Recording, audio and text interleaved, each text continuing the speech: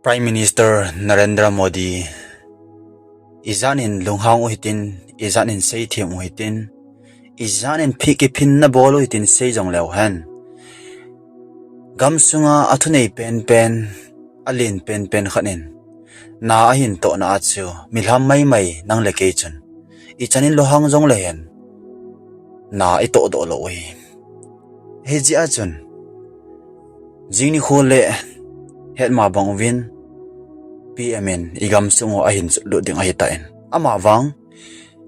tu chan ge ahin alanga kilung to na nai pon ki pa ta welcome ding nai pon e hol ho ki ka ama ahong lun masanga ki boina aumin ahong po do zo nung ting yong na sata ki boina jing lai ding hitabang ding muna hi jing lai ta uhi in gamsung thule la anum po in gamsung din mun aha sa le zingin kilung khat na le kilung to na hi ingai cha ma ta bin hi igamsung wa adia Prime Minister pa hong din ji in mi tam pi in ahong ding phat sa lo ai lo wale lungel thim ta banga ki sa ho in ahong ding za da lo hita hi fraction dana hi ake chi do ta in zan ha ngela jong buina na sata achi in e het ma bang win PM pa welcome nadinga decoration nal ta le hoi thei to ma kisim ho jong adia e ho ki ka ki to mo na ji ham ki vet da na ji ham hi decoration ball ki ball ho jong pa bet pi su sit na hi in police hole mi pi ho ki no to na jong anu min hi thuyong chu iza su ke di oi chuting ta jong le nu naw chapang ham ai lowal mi lam dang golang hian nunga hian mi nu mi pa hi jong le ipida ka thi nunga ai lowal le gal ki pat tela hunglowa ipida tu nunga ichi chai ding kon wa hungwa lut gor ham lut sa loading a hi ti powa mi tampin igelwa iphun chelo he tai hichim PM khat hongding hi e ho se aphun hi povin me leite hin adang mi tampin phun na sata ana bol we nei chitokil hona chun hichi PM ahong kholjin nadinga hin me le kai sunga thingnoi hon jong ama ahong ni khoding la hin totor sat dang bol ding a phun do na jong an nei nga lovin ki phinna na bol win manipula me le thingnoi ho amo ho thu kim mudan chu amo ki pum khom na coordination committee in PM Narendra Modi in Manipur Hongville na ding ni kho September 13 le tatar sadang bowling in phondo na anei win chuting ta le sadang hi September 13 jan kim nidan 1 am a ki panding Prime Minister akondo gya ki koiding a hi emergency service media le sa khoto ki sam kaina kin howang ki ha ong ding in ana sewin chuting ta le amo hoin a seben a chon coordinator hoin am sak hen in thupon abol na chon Indian government in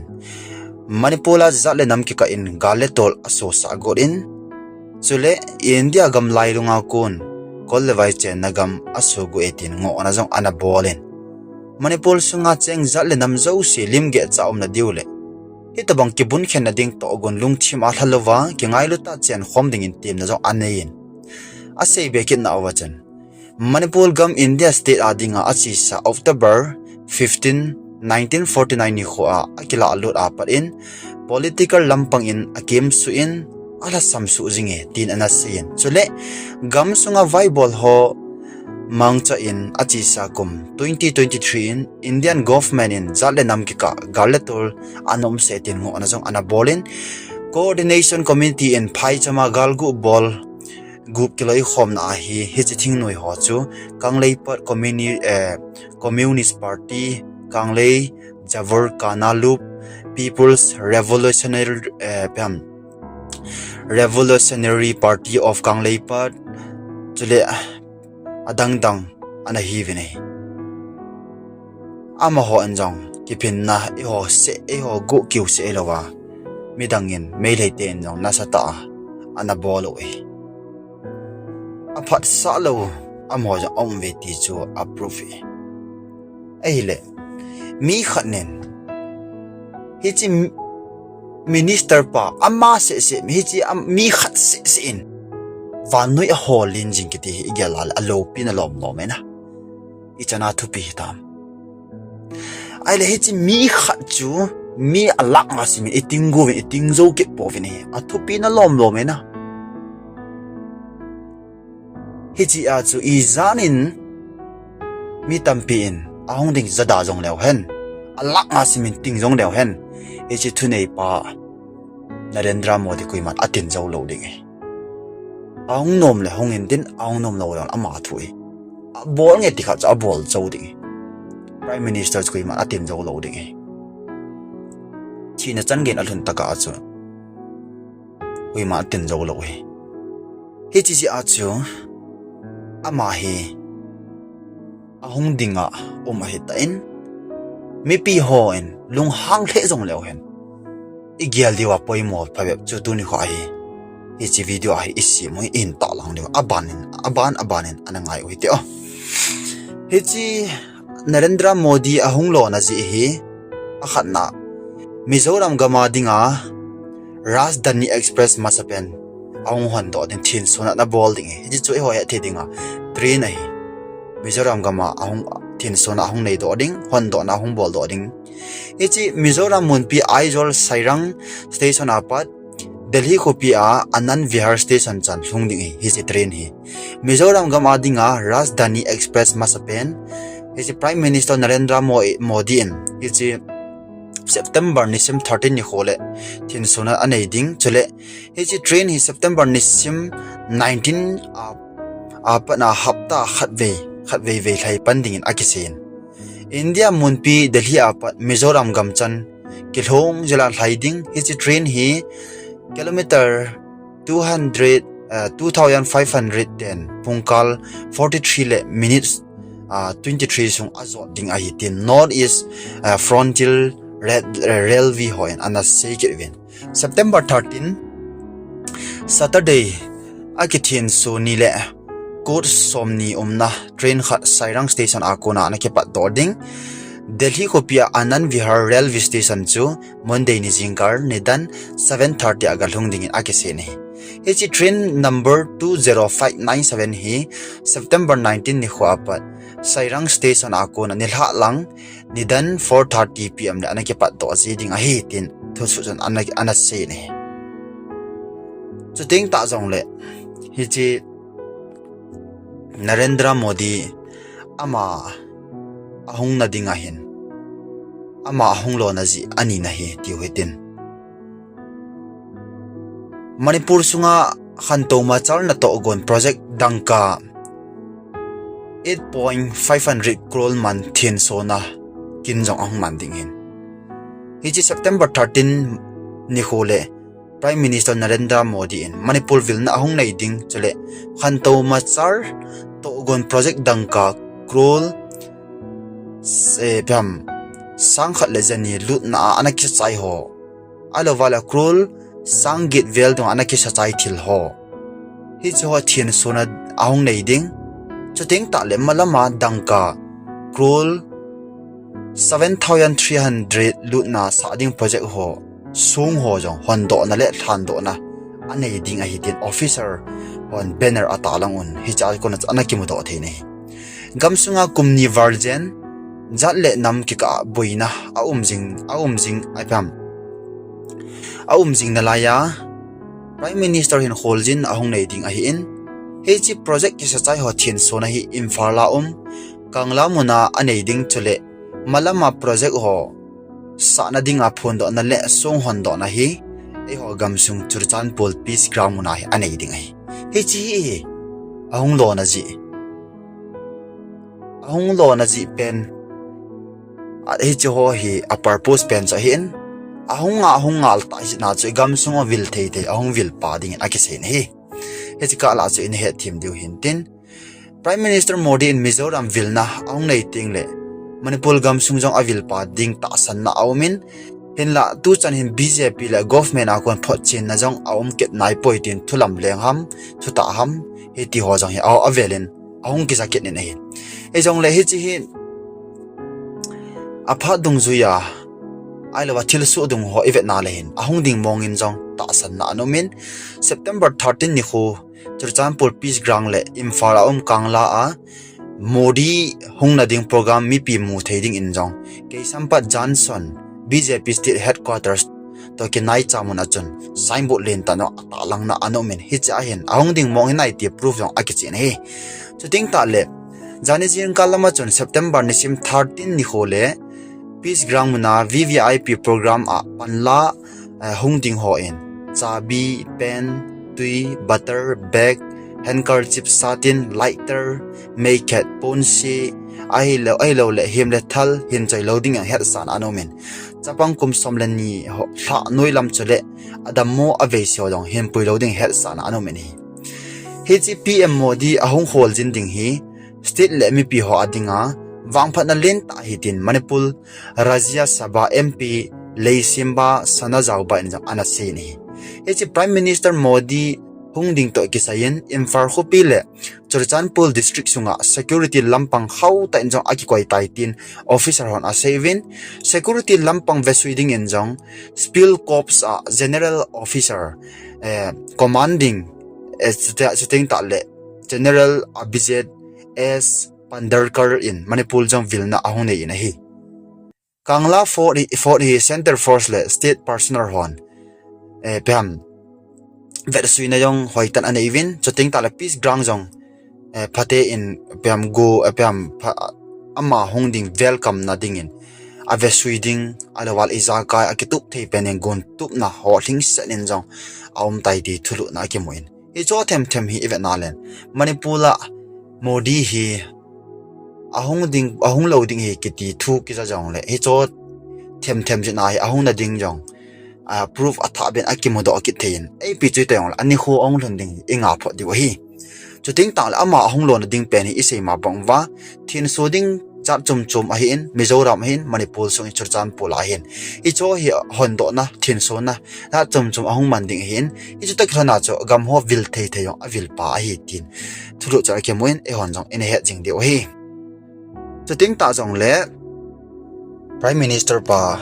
hong na ding chung changa hin ama hongding to kithonin VVIP khat hongding a hi ta ji achan Churchanpur district a DC in jong elgan ho alo mei pung mei chang ho hi chaw jong he kha ban 1180 ding ham ana khamin district sunga elgan ho muthaya choido pu le chole man jong phal ahepoi tin jong ana sen Churchanpur district magistrate Darun Kumal S in hichikiga ana hi ana bol hi district sunga VVIP khat hongding a hi kiti to hlana hichikiga ana hi koi a hi in Bharatiya Nagarit Suraksha Sanhita 2023 no ya ki koi hichi kiga ana hi het sa na awm ka sa ki zuiding a hi hichi thupun in a seiben a chun hichi kiga na zuila le dandung zuya go na kipiding ahi hichi kiga na dan vesuiding in jong Churchanpur Superintendent of Police ngen si na jong ana bolin chuting ta le Prime Minister ahong ding to hlana PM Modi hong holding to kisaya Governor Ajay Kumar Barla in jong kukizo MLA phabep jong kimopi na anayin hichi Prime Minister Narendra Modi in Manipur ahong building to kisayen September nisim 9 ni ajan Governor Ajay Kumar Bala in kuki MLA hopabep to na kimuto na ajan Churchanpur Deputy Commissioner Office a hichi meeting anabol wa hin hichi MLA ngol sanglul sanate vunjagin verte el haukip chuting tal LM haute chule pu paulin daw haukip to kheu khom na anei ubin hichi meeting a Churchanpur district BJP president thanglam haukip min jang pan anale tin thusu chon akimothe ne hichi meeting a Prime Minister Modi ahong holjin na ding chung changa sei khom na anei ubin hichi hi Ajay Barla in tunai cha political lam kai ho to ki ho khom na ane ani ve chana jong a hi en achi sa Sunday ni khua imfar khupi sunga BJP MLA 20 ho to Chief Minister leuhen bereng sing pan na meeting zo anei uvin itabanga hen bam hen thum ta BJP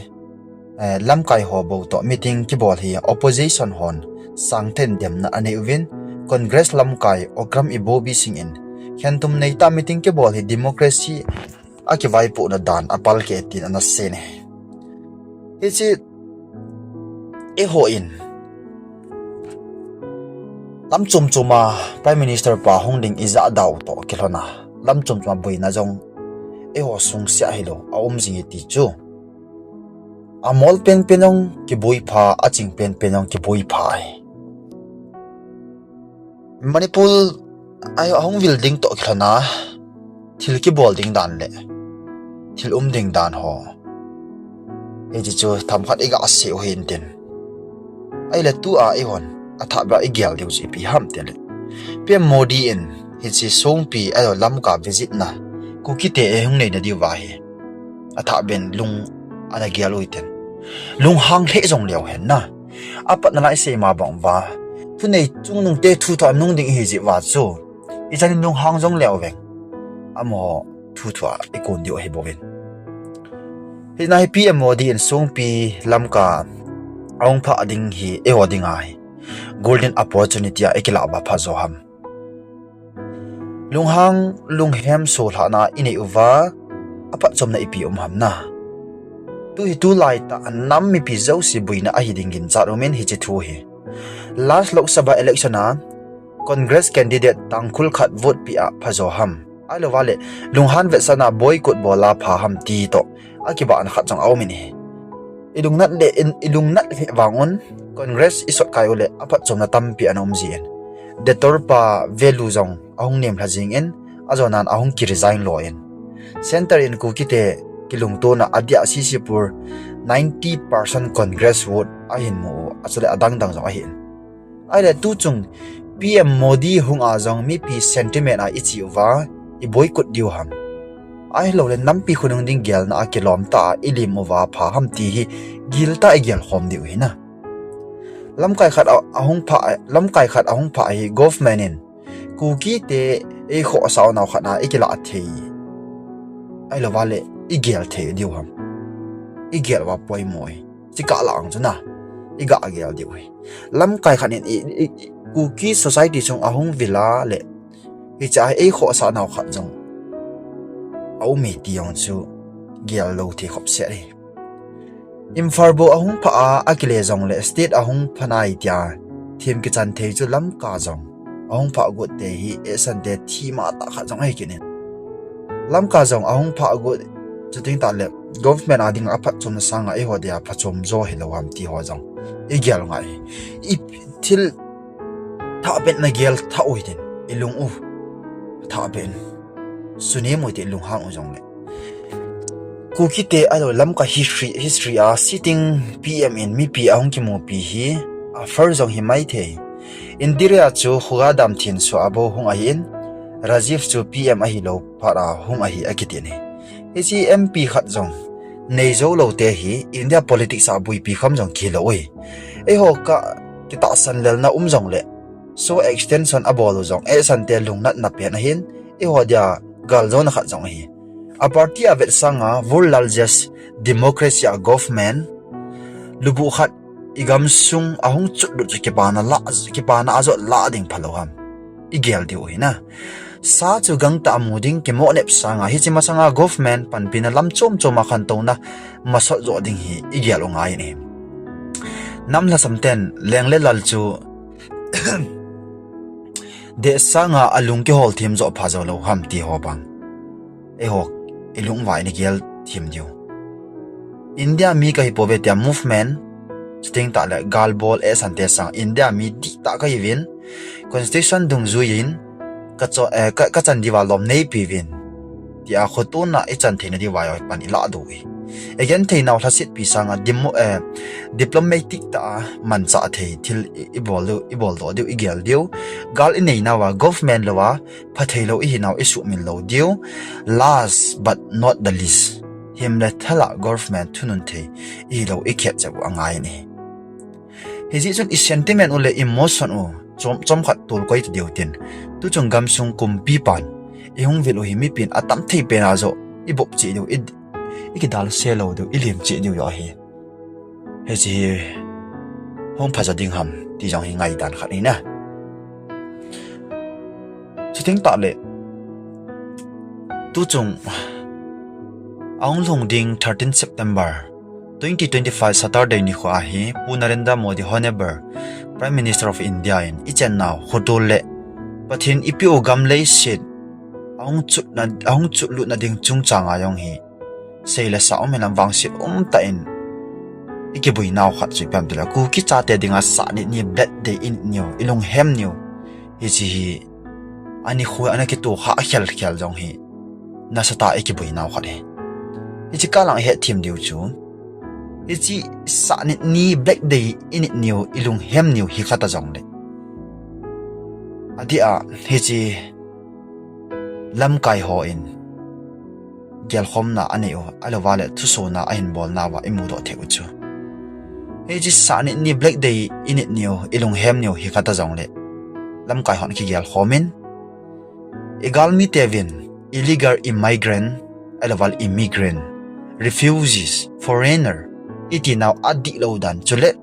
ipu ipa khanga patna pathin IPO ichen now gamlei siru ahidan chule indigenous mi mong hi now I custom culture hole tradition ho vet sa ta la le po do thei po do zo ding deinan hi chekilom thei pena ni kho hi iman pi diu I welcome diu hi tin thulut na asim we ni ichu takran mi pi tip na le zuiding ino an athel pabep ahen bol kit wen hi chini kho hi e hodinga sa ni hi to kran e ma hobung chi a KCLF ho thu so ban jama nilha kai khom ho in tina tauna a iman ding mi khya sa we tin thulu a bolovin chole e ho kho sa na jar igam sungu aung chu lut ki gut a hi na to khlanin mi pin jong he thim wa lam na dance le el tol na lama I bol wa I ma khowa ku ki zo cha te dinga a phachum theding lam zo e ma nampon chi a ki wana a kelom thei pen lam zo a ina ki go chi diwin tin na leng na ka hin ni vetin KCL langa ko lam kai hoen thu phon a hen bol ve ni chu ting ta jong le he chi adi a ku ki zo women's forum Delhi in PM Modi Manipur ahung building lim na jong an even separate administration nge na jong ana bol ve ni he chi ahung long ding September nisim amon a seina wajin thu so ki modung ya chon nisim 13 ni ko ku ki zo gam Churachandpur peace ground muna Prime Minister Narendra Modi ahung holjin ding ku ki zo women's forum Delhi non lim na ne ye state government makai na ku ki yo cha te tha chimit ding agot naw hlasom ni le hlaget jawa Prime Minister in ku ki zo cha te gamlei se ahung vil na hi je in athupi he chi kiloi hom na in thu phon abol na chan Manipur Chief Minister Leuhen Biren Singh le Rajya Sabha MP Sana Jauba het pi na achi sa May 2025 apat Meitei Garbol hon mi pi athat win in the law Halloween nume associate win chule mi pi ana no mangun ahi kuki jo cha te mi 60,000 war in mun lo mun nei lovin agi thain tu na chan ki cha ti jan akidim jing lain e chain ahung khol jin ding Prime Minister hin thu ta thu ki tan na ding le chamna ahun po lut ngaya ahung khol jin ding hi thupi tai tolanin kuki zo women forum Delhi in an hi ahin ama ho in jong nge na tham khat ana bolovin he chu Prime Minister pokma nge na bol ji pi ham tel akhat na kuki yo cha te bit le zaum ta a chen theina ding legislature uma union territory dinga separate administration phone do ding ani na mi pi tha chimit na dinga pan la ho he do ding go na pi ding chule dan pi dung ja mi pi hin kho hu do dinga lom state le center officer pan lo ho chunga go na pi ding athum na ma na se na chen in mun lo mun hin da la gal jam asang mi pi ho ge na chen na pi ke ding alina zan nya ho chunga so si jing arambai tingol meitei le pun chule gal gu bol ki loi khom na chom ho su mang dingin edition ase bene hitia thu se ho iga se ho chu ama ho in minister pa kuma nge na abol diu dan chu imu theu iga ase hin tin ke pa om le jing in he chu teng ta jong le hi chi Narendra Prime Minister Modi ama ahong lona ai lawale churchan pursung ahong vil na dinga hin kigo na lang na sa tarom jingin government langa ko na jong he chi churchan pula ahong ding to hlana hin dan le mol ho mi pi in het lawa poi mo zui ding alom thil tam pyong asim men pesa na he chi ama jana ama aboi the ho ko na omlo na ding gari kinga na ding hoyong apha chachanin edition asim tu vin gari o mo lai loading ita chu ai theina ki tu thei pena ding dan mol tam pyong asim vin ting ta on ama hoin hi che dan asim na vvip hong ting le ama hoin hi chi dan asim tampi la iga ase nom hi chi vvip